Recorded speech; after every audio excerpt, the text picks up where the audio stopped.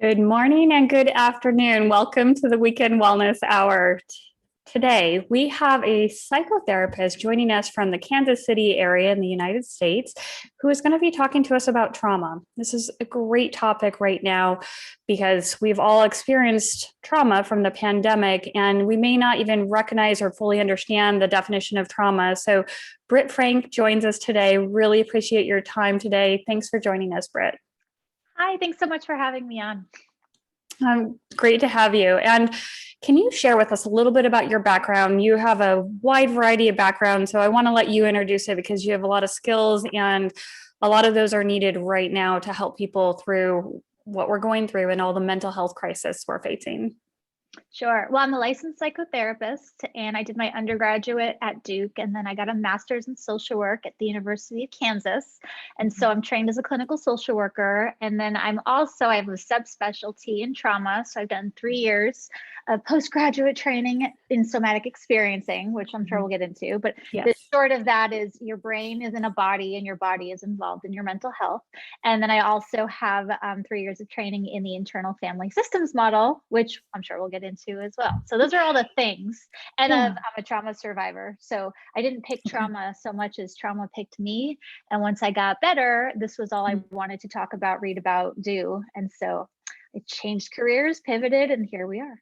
Wow, that's amazing. What career did you have before switching into this? Floater. I worked in advertising. Oh. I worked in producing photo shoots for a clothing company. I worked on documentary television, kind of everything. That's amazing. And what a nice change into this in terms of you're helping many people. And what a great time to be in this field because you're needed. You're truly needed right now, especially after this past year. So yeah, I know we were chatting before the show that if you didn't identify as a trauma survivor prior to the pandemic, we all certainly qualify now. Absolutely. And you were saying that we all have this unique experience where we experience this trauma all at the same time. So why don't we go into trauma? And a lot of times when we hear the word trauma, we think of something really dramatic happening to us. But can you explain what is trauma? What do you mean by that? Sure. And that word is both underused and overused. So trauma is very trendy right now. So when it's used to describe everything, it's used to describe nothing. So when people think of trauma, they think of those big events: war, natural disaster, systemic oppression, injury, assaults, things like that. And of course, those are traumatic types of events. But trauma, the definition that I use, is actually an internal process, and it's anything that exceeds our brain's processing speed. So again, another way to think of that is brain indigestion. So not everything we eat is going to make us sick. If we eat contaminated food, we will get sick, but you could just as easily get a stomach ache from the same meal you've eaten 1,000 times. Trauma is the same. Things like war and assaults are contaminated foods that are going to create all kinds of symptoms. But trauma can be caused by anything that overwhelms our brain's processing speed. And how do we know how fast our brain is going to process? Is it individualistic? I mean, so many things can influence that, right? Sure. Here, I process at a level 3. No, I mean, there's so many things that go into it: genetics, environment, access to resources, safety. There's 1,000 factors that go into, and when we say processing speed, we're not talking about intelligence and we're not talking about strength. These are automatic processes that happen in our central nervous system. So no one gets to choose their brain's ability to process the infinite pieces of information flying at it every day. And the processing speed of our brain, is that something that can change over time that you can work on to improve the speed of it? Or are you kind of set from your childhood experiences or genes? And even as we're talking, speed isn't really the right word because it's not always about something that's too fast. Peter Levine, Dr. Peter Levine, who's the pioneer of somatic experiencing, says trauma is anything that is too fast or too soon or too much or not enough. So we'll just say processing Okay. capacity, not necessarily speed. So then your question, Gotcha. can you change it? Absolutely. And that's the beautiful thing about the brain, is it's not set in stone. Our brains are constantly growing and changing and learning, and nothing is, this is how I am, this is how I shall always be. That is not accurate scientifically, which is very, very good news for everybody. Yes. So that's fascinating. So when we're going through an event, and let's say you're working with someone who's experienced some type of trauma, is it first you work on their ability to process, or are you working on them experiencing the trauma? What comes first? We have to mold our brain first to help us get through the trauma, or are you dealing with the trauma? Chicken or the egg? So kind of, where do we start? What's the deal? Okay. So the language that we use to address our things is the most important thing. I mean, other than obviously having a safe enough environment. Trauma can't heal if you're constantly being traumatized, and that's not your fault, that's environmental. But assuming you have a safe enough environment, access to reasonable resources, right? The very first thing we want to do is take the "there's something wrong with you" story off of this whole thing, because most people come in, I'm crazy, I'm broken, I'm ill. And again, no stigma in having an illness. And it's important to know that trauma is not an illness. It's not a, this is who you are, this is how you're wired. It's, this is an injury and it can heal. So we really want to name it first. Got it. And then once you name it, then you can start looking at how to work through it, correct? Right. And that'll change for everybody. Some people are verbal processors and that helps. Some people are exceedingly, verbal processors and that becomes a block. Some people are really in tune with their body and that could often be a resource. Some people are so in touch with their body that they sort of leave the head zone and they're just focused. And so really there's a lot of tools in the trauma healing toolkit, and it's very person specific what's needed. Okay. And then what happens to the brain when someone has experienced a trauma? Again, I love brain indigestion because it's, and again, what we're talking about, and this is important to me to disclaim, when I talk about things like the logic brain or the panic button, these are not necessarily literal anatomical, like neuroscientists get very touchy, reasonably so. Like, this is not literally how your brain is wired. You don't have an on and an off switch. If you did, we would just need brain electricians, not therapists or counselors or books or whatever. But essentially, the quote logic part of your brain gets flooded and it goes offline. These are all metaphors. And what happens is our brain's survival, energy conservation sections kind of kick into gear. And then it's not about let's be productive or happy or motivated or relational. It's escape the lion that's about to eat you. And that's exactly where most of us live when we're under exceedingly high levels of stress or trauma. So when we're kind of in that fight or flight mode and not able to be creative and think through things, is our purpose then first try to get out of that? Because I imagine the longer we stay in there, the longer it's going to affect us and maybe even have more impact on us. But if we kind of work on getting to a safe place where our brain knows we're safe, I imagine that helps us as one of the main steps to getting us help, right? That's the main, I mean, that's everything. So, you said fight or flight, and then freeze is the other one. So really, like, our brains tend to do one of two major things under threat. We either conserve as much energy as possible in order to survive a perceived threat, a real threat, the brain doesn't care. And that we label depression or shut down or inertia or freeze. Or our brains, send resources to our arms and legs and mobilize us to flee. But if there's no cheetah chasing you and your nervous system is ready to flee, you're going to feel panic, you're going to feel anxiety. And then very quickly, that gets labeled as an anxiety disorder. And it's not, it's a physiological sense of stuck that's due to a perceived threat. So knowing my brain is hitting the gas pedal or my brain is hitting the brake pedal can help orient us towards the best solution. Because you don't want to use a gas pedal solution for a brake pedal problem and vice versa.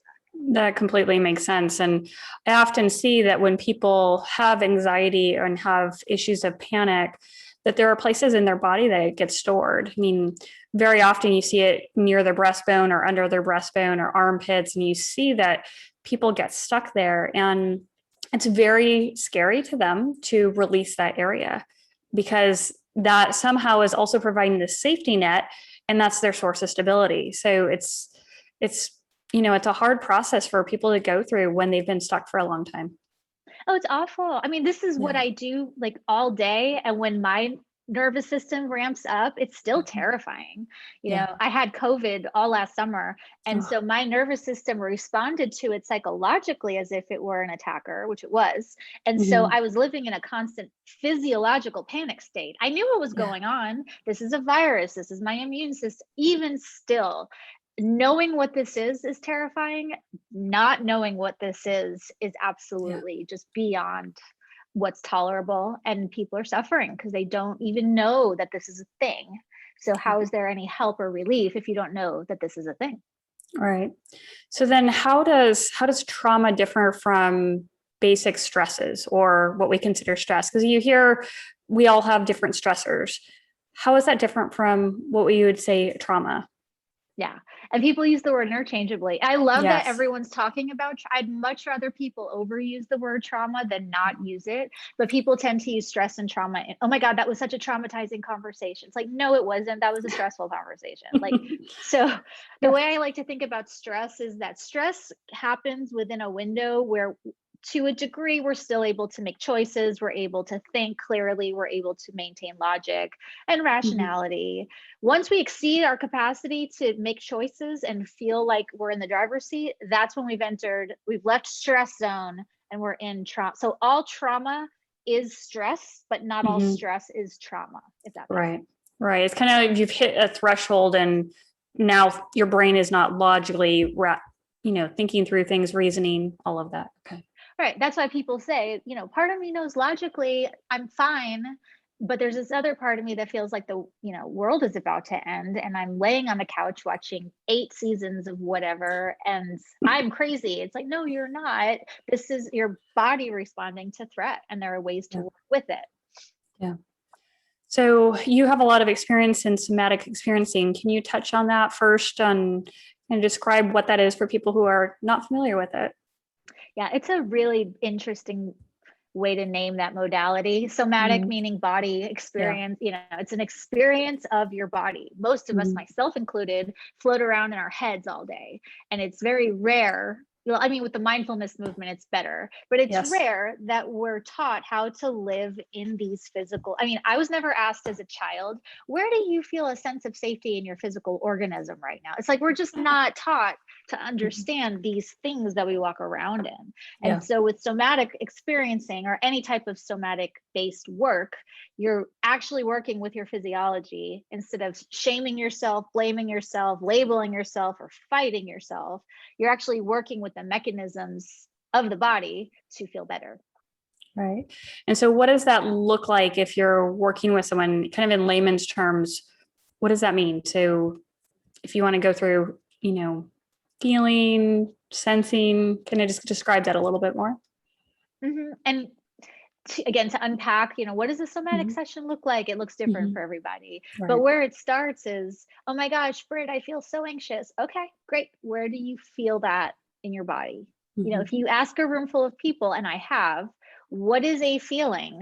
You're going to get 100 different answers, but at its very base level, and this is part of what we do in session, a feeling is a series of body sensations: twitching, buzzing, shaking, freezing, tense, loose, clammy, tight, buzzy. All of these things are, quote, feelings. And so learning how to understand, oh, this is the thing that happens in my left leg that starts tapping when this thing is happening. Hey, look, my left leg is tapping. And most people don't know that they're doing that. So the first order of business with somatic work is just observe and get curious. What's your body doing in these situations? What makes you feel better? One of the best questions in a somatic session is, when was the last time you felt the most like you want to feel? And then people rack their brains looking for that. And then their body settles just thinking about an experience of safety, which is pretty cool. Amazing. Yeah, that's amazing how quickly our body can respond to our thoughts in our mind. And people, we torture ourselves with our thoughts all day long. So somatic experiencing is essentially harnessing the same power we use to torture ourselves, instead using it to heal ourselves, right? If I imagine the worst case scenario, then I'm going to feel crappy.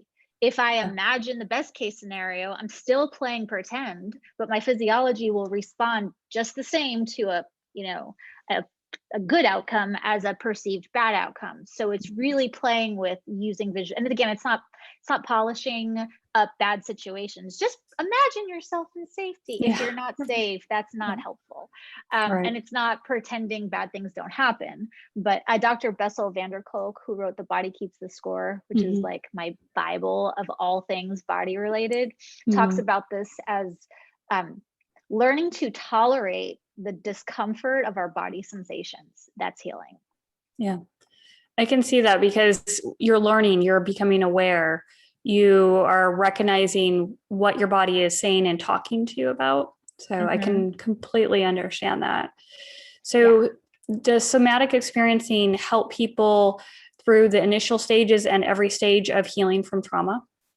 Absolutely. And again, what's appropriate for one person, some people hate somatic. EMDR is another modality that is evidence-based and it works beautifully. Some people don't like it, and that's fine. It's sort of like anything that recognizes your body is good for trauma healing. So I weave in somatic work in everything I do, no matter what I'm doing, because we're never not in our body, even if it's just observing, hey, wow, like your face is flushing, or wow, your jaw is clenching. All of that technically is somatic. So I'm a big advocate of weave it into everything. And once we start observing our own bodies, the thing being observed tends to shift. Yeah. Absolutely. And a lot of people go through the day without having any awareness of their body. And even, yes, I know, and how much they hold their breath, which is something that I work on with people, is let's work on your breathing so that your breathing mechanism helps you relax your body, calm down your nervous system. And I hear every single day, I didn't know I was holding my breath. I didn't know I was holding my breath. It's incredible how many people we are either breathing in through our nose or just holding our breath, and we get stuck, and we're way into our mind, way into our brain. We're just not into our body.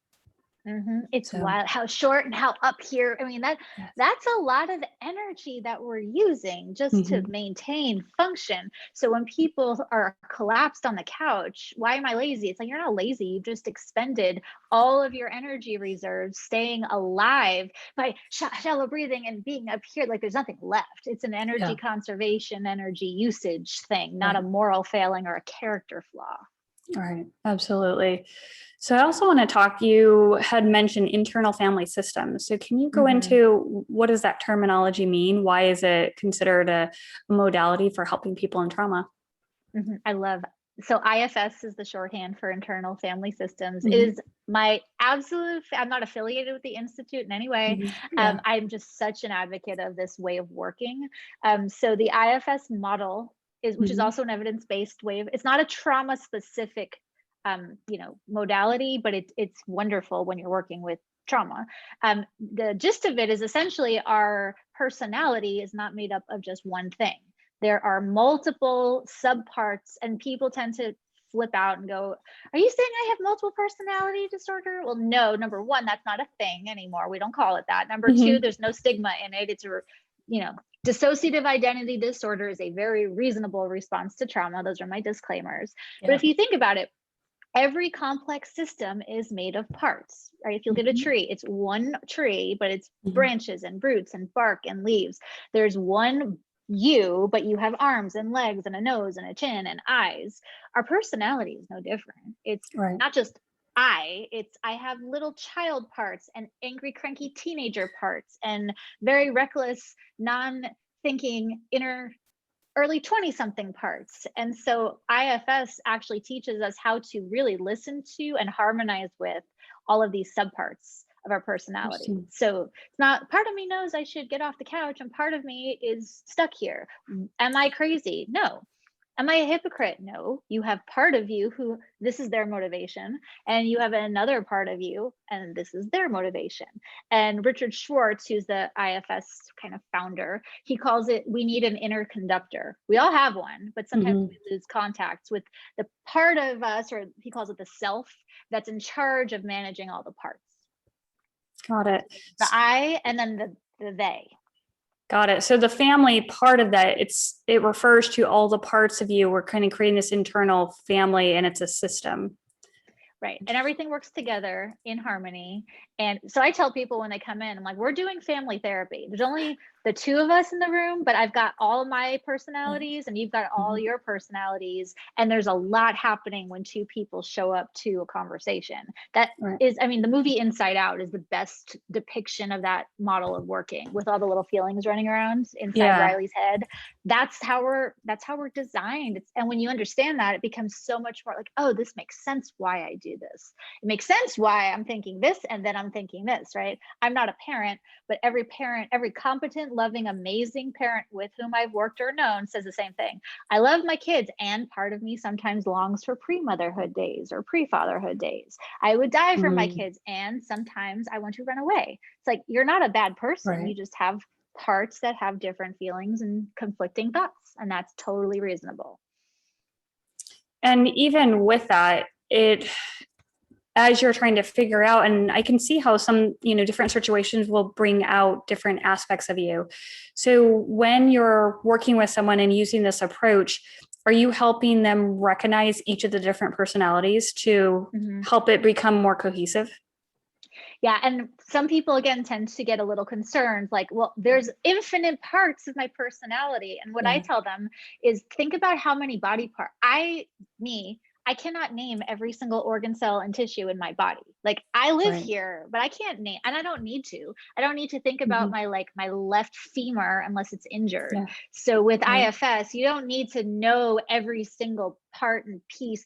You need to know the ones that are troublesome and the ones that are in distress. And once you tend to that, it's like the physical body. You don't need to think about your kneecaps unless they're hurting. They just sort of flow into the body system, and they just do their thing. IFS is the same way. Interesting. So do you combine IFS with the somatic experiencing and address each of the troublesome personalities that way? And troublesome is the wrong word. All the parts are welcome. The behaviors to be troublesome. The parts are all trying to help. They're doing their best. It's kind of like a toddler in the kitchen. But I love weaving in somatic work with IFS work, because again, everything that we're talking about happens in a physical body. So I might experience a really small child part as really short of breath and really up here and really freaked out. And I might experience like a depressed 16-year-old part as, I don't want to do anything. Everything sucks. And I just want to lay here and eat chips and smoke cigarettes and do nothing. So the physiology shifts when you're in these different kind of states of thought, these different aspects. So I don't see them as separate. They are separate trainings. They're separate models, but I see them as completely interwoven. Okay. That's amazing. And so when you're working with someone with trauma, and you're using these systems, are you able to go through this process without having them relive the whole experience of their trauma? And how does that work? It's the beauty of these models that the stereotypical go into the shrink's office, lay on the couch and tell them every horrible thing that's ever happened to you is neither necessary nor is it helpful. It's re-traumatizing to actually tell your narrative from start to finish. So you do not need to relive the past to heal it. What we need to do is learn to tolerate the body sensations in the present, understand which parts of us are holding which story. Basically, they say this in the 12-step world. The goal of any therapy is to keep your mind where your feet are. Again, unless your feet are somewhere where you're being traumatized. But if we can get all of our system in line with, it's 2021, it's June 5th, I'm in front of my plants talking to you, I'm not going to feel panicky. But if I see that, I don't know, that lamp behind you by your door, and all of a sudden that reminds me of the lamp in my living room where my mother used to beat me, that didn't happen, I'm just using it. Then I'm going to start physically reacting as if I were there instead of here. So any trauma healing doesn't require a dive into the past. It requires orienting in the present. And then as you're orienting in the present, are you giving the person skills so when they see something that, brings up that traumatic memory, they know how to handle it? Is that kind of what we want? So when something pops up, we're like, okay, you're going to go work on these skills to keep you from regressing. Yeah, there's a lot to do in therapy. There's the naming, there's the education piece, here's what's happening, there's the coping skills piece. I wish it was as simple as here's a sheet of coping skills to use when triggered. And that's useful to a degree, but a lot of people are triggered and they don't know why, and they don't know by what, and they don't know what the thing that they're reacting to is triggering. So not only do you not have to tell your story, you don't even need to know your story often in order to heal it. Now, to answer your question, sometimes we don't need to go to coping skills. Sometimes people really need to be witnessed and heard. And so that's the other piece. I'm not going to sit here and be like, all right, let's get into coping. Someone might need to just tell their story in a safe, supportive place with a compassionate witness. But other people are sick of their story. I was one of those people. I'd done so much therapy. I was so sick of telling my story. I didn't want a compassionate witness. I wanted tools. Some people don't want tools, they want to be heard. So it's really teasing out what's the situation here, and what is the primary. It's kind of like you don't go to the hospital and just say, ow, it hurts. They need to kind of assess and diagnose. Otherwise, you're going to get an emergency appendectomy for a sore throat. We want to make sure that anything we're choosing to help heal us actually meets the need. Right. And we could be at different stages too. So that's also, if you try to apply a tool to someone who needs to be heard, it can be really frustrating to that person, and they're probably going to reject you or run away because they're not ready. Or feel gaslit, invalidated, and re-traumatized. Because often people, and I have heard therapy horror stories from every client I've ever worked with, and I have them too, of therapists who so misattuned. I mean, we all make mistakes, but therapists who so misattuned, they caused damage unintentionally. Right? There's plenty of ones who cause it intentionally, but that misattunement of what's needed and what's the injury and what's the intervention is so important. And for people in therapy, that's not their job. And so a lot of the people pleasers won't say anything. They just feel crappy, and then they blame themselves. Then they leave therapy having spent time and money to feel worse, and then blame themselves. So it's important to know how to advocate and to know that these are things that you can inquire of your therapist, but things that your therapist needs to be able to do on your behalf. Yeah, absolutely. And when people are learning these couple skills that we went over, is there homework that they're practicing? Is it something that you want them to practice a couple times a day as they're going through life and, becoming aware of their body, what they're experiencing? Because, practice really helps us grow. It really does. I'm not super prescriptive. I mean, I teach, I've taught undergraduate classes. So there I'm super prescriptive. Here's your homework, here's your paper, this is what we're doing. I'm really big on client autonomy. I'll always give suggestions, but I never give homework assignments. But for people who are listening to this, who have their pad and their pen, and they're like, okay, give me something I can walk away with. Remind yourself 100 times a day, every symptom comes from somewhere.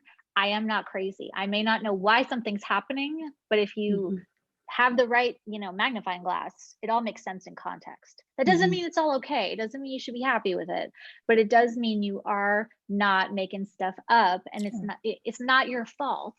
If you're experiencing behaviors are a different story, but assume that this thing that you think is happening for no reason, that there's a reason, it's a good reason, and that there's a path forward, even if you don't know what it is.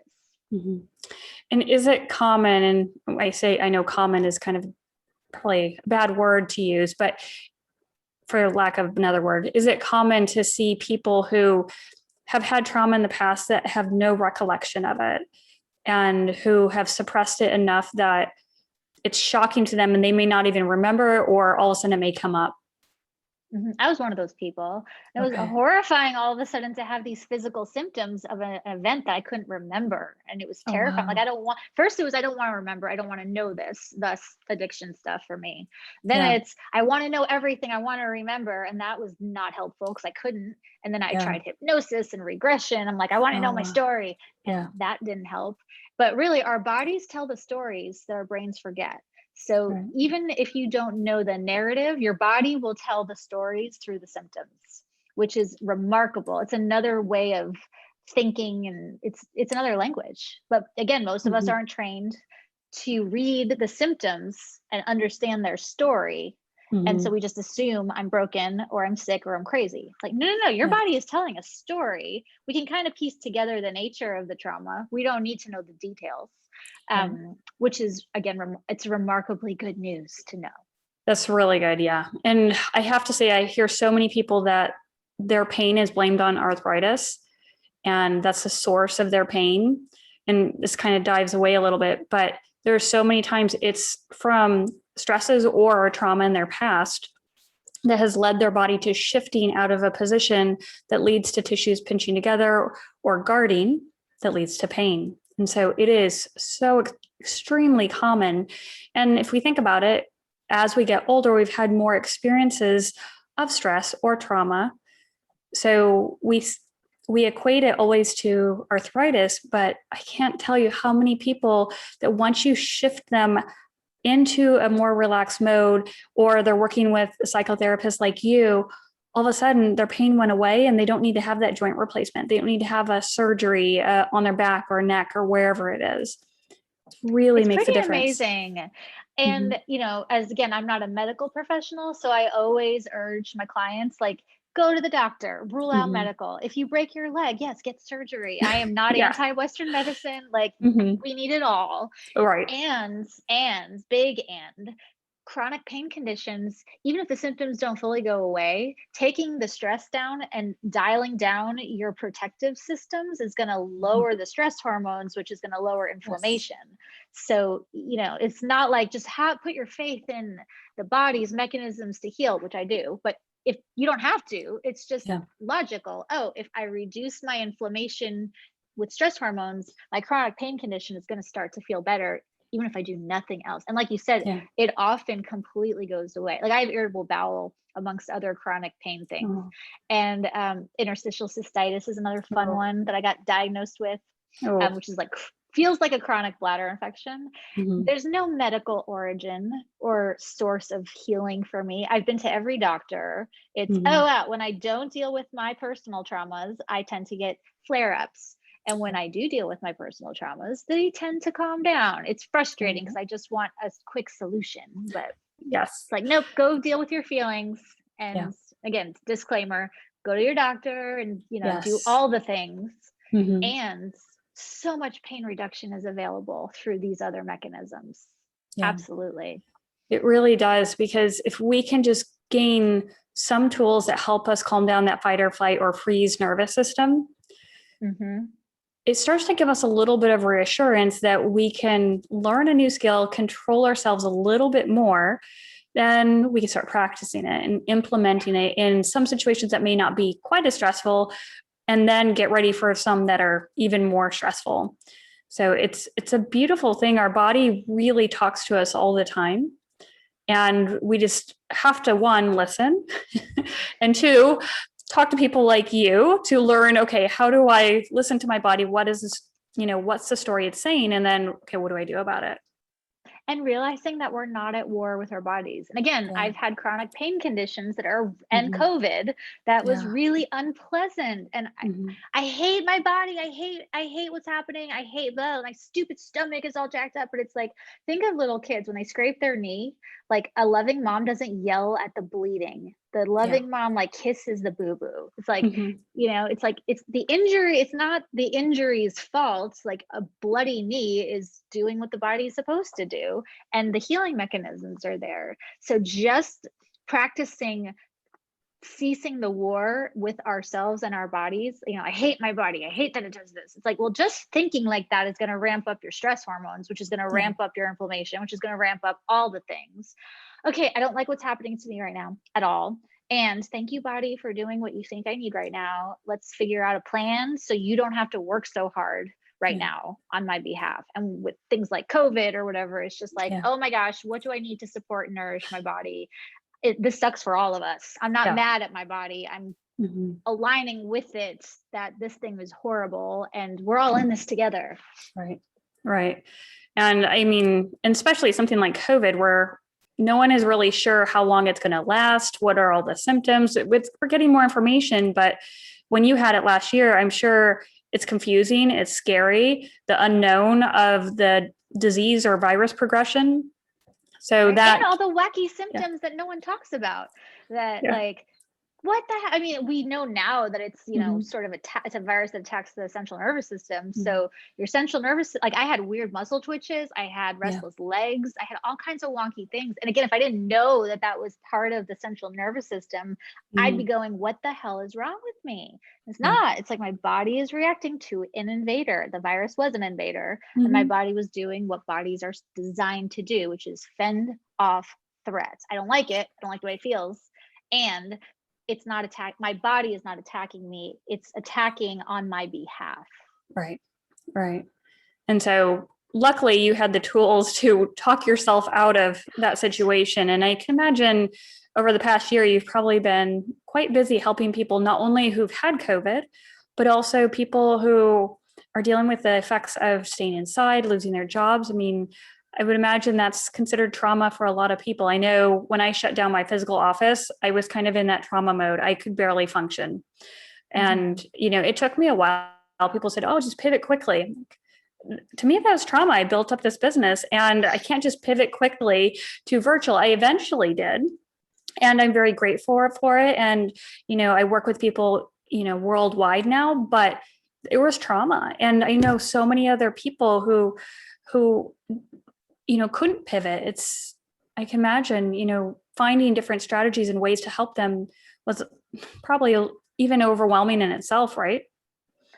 I mean, the biggest thing with the pandemic that I heard in terms of the psychological stuff, aside from the physical threat, was I Mhm. have all this free time. Why aren't I starting that business? Why aren't I Oh. losing the weight? Why aren't I? It's like you're not in the middle of free time. You may Mhm. have lots of unaccounted for time, but Mhm. like this is not free, implies there's a choice. When Right. you're stuck at home and you can't go anywhere, that is not free time. That is coercive time because of the threat. So Mhm. quarantine is not a psychologically or neurobiologically good time to Mhm. beat yourself up for not learning a new skill. It's like your brain is busy processing this global threat. There's absolutely no reason to shame yourself that you didn't redecorate your house and do all of the things with this free time, because it wasn't free time.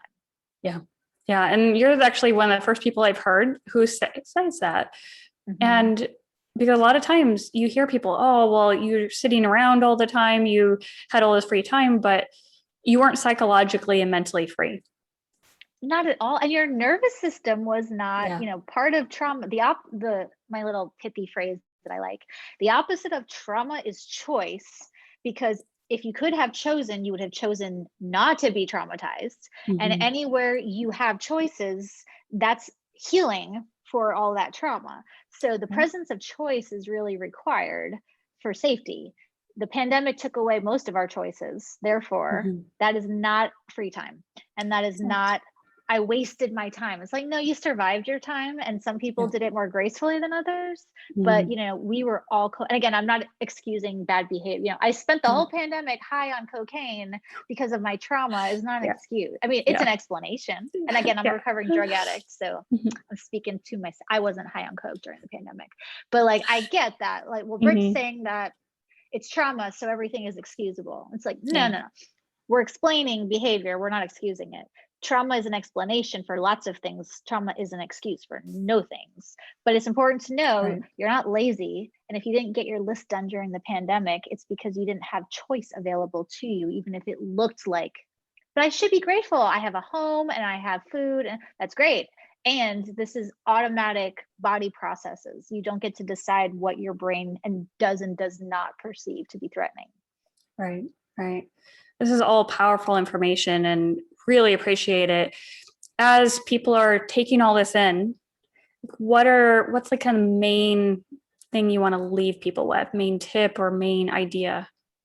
hmm Instead of asking why questions, like, why Mhm. am I broken? Why am I crazy? You can start by observing, wow, I noticed that this is happening. What Mhm. do I need to feel safe or safer or a little more supported in this moment? Not why am I broken, but what will help me feel safer, not more motivated. Most of us, I won't say most, motivation is not what people think it is. We don't have a motivation problem when we're quote unmotivated. It's that our brains are motivated to survive a threat. Like there's no such thing as non-motivation. You're either motivated to make choices and live your life, or you're motivated to hunker down and survive. So, you know, we don't have a motivation problem. We have a trauma problem. So instead of, oh my God, I suck, I'm such a chronic procrastinator, it's like, oh wow, my body feels under threat all the time. What do I need to feel safe, safer, or more supported? Is a really good skill to practice. And it has very quick results too.